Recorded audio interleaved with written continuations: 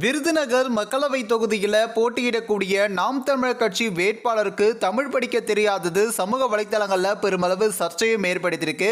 மற்றொரு பக்கம் நாம் தமிழர் கட்சியில் இருப்பவருக்கே தமிழ் தெரியவில்லையா அப்படின்னு பலரும் கேள்விகளும் எழுப்பிட்டு வராங்க.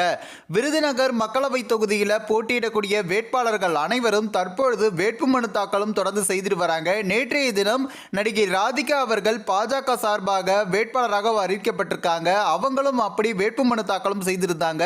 அப்படி தேமுதிக சார்பாக விஜயபிரபாகரன் அவர்களும் விருதுநகர் தொகுதியில் அப்படி வேட்புமனு தாக்கலும் செய்திருந்தாரு.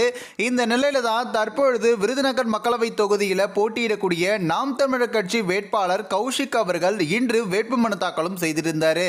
அப்பொழுது உறுதிமொழி முழுவதையுமே விருதுநகர் மாவட்ட தேர்தல் நடத்தும் அலுவலர் ஜெயசீலன் படிக்க பின்னாலேயே இவர் படித்தது தற்பொழுது சமூக வலைத்தளங்களில் பெருமளவு சர்ச்சையும் ஏற்படுத்தியிருக்கு.